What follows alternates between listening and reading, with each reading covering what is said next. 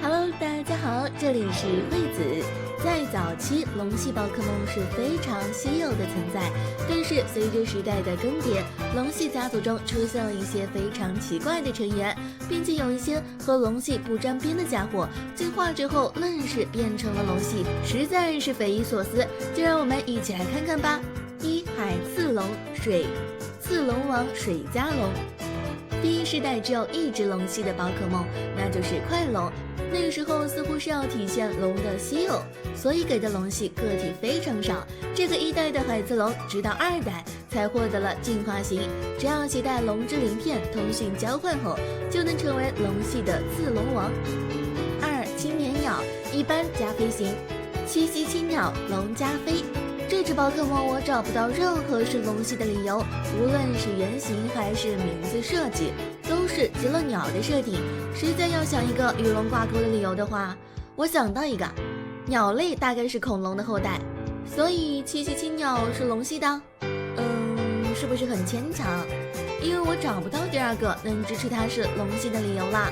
甚至它 Mega 进化后变成了龙系妖精系，活脱脱一个龙族叛徒。好在实力很弱，正常巨龙们都能把它吊着打，所以也没有引起太大公愤。三喷火龙，火加飞 Mega 喷火龙 X 火加龙。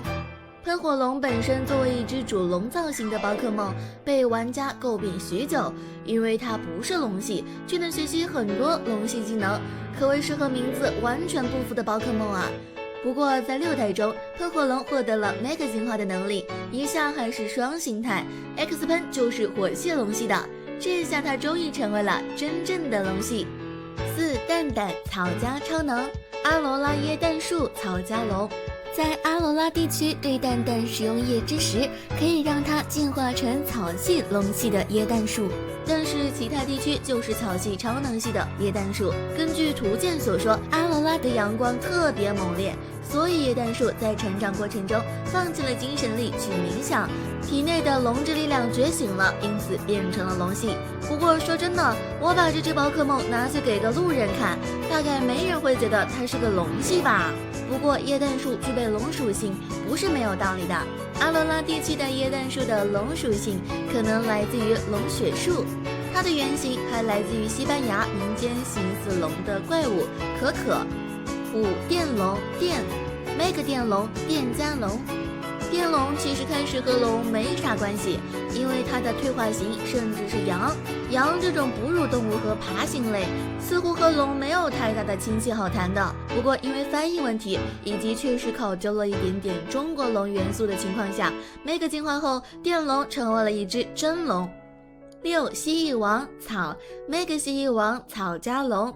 蜥蜴王不是龙系，但是进行 Mega 进化后，它变成了真龙，造型上元素取自壁虎、双冠龙等。因为这些爬行类和龙还是有亲戚关系的，作为一只龙系不为过。七大鳄蚁地面超音波幼崽地面加龙。大鳄蚁是单纯的地面系宝可梦，整个身体非常不协调，看上去头非常大，而头部最为突出的是巨大的颚，似乎不太聪明的样子。而谁又能想到它在35级进化之后就能变成龙系地面系的超音波幼虫？如果说这还没有龙的样子，45级的沙漠蜻蜓样子和龙已经很像了。其蜻蜓和地面属性的来源于春蜓，它常被人们称之为沙之龙 Sand Dragon。 也正因为如此，沙漠蜻蜓的蛋组不属于龙族，而是和外形更接近的虫族，所以很多人戏称它是虫龙。八拉拉藻毒加水毒藻龙毒加龙。拉拉藻是毒系水系的宝可梦，在等级达到48级的时候，能够进化成毒系龙系的毒藻龙。带有龙系大概是因为这两只的原型大概取自于现存海洋生物夜行海龙，它们可是实打实的龙系，而且也属于龙族的蛋组。九奈克洛兹玛超能，究极奈克洛兹玛超能加龙。奈克洛兹玛是超能系的，它拥有吸收光的能力。当黄昏形态或者拂晓形态的奈克洛兹玛吸收了大量光芒之后，游戏中表现为携带低纯金，就能究极爆发成究极奈克洛兹玛。这时候它的属性变成了超能和龙属性。作为一只一级神，高贵的龙系才能体现它的王霸之气，不是吗？10毒贝比，毒色真龙，毒加龙。毒贝比是究极异兽的一种，当毒系的毒贝比学会龙之波动之后，就会变成毒系加龙系的色真龙。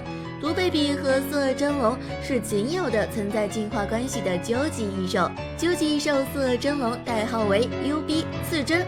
在所有的究极异兽中，目前只有色真龙有非质数的种族值，它的速度种族值是121，而且色真龙的种族总和是540，而非其他异兽的570。这个原因不明，可能是为了限制色真龙的强度，因为本身有着超高的力量和完美的特性，还有广阔的技能池。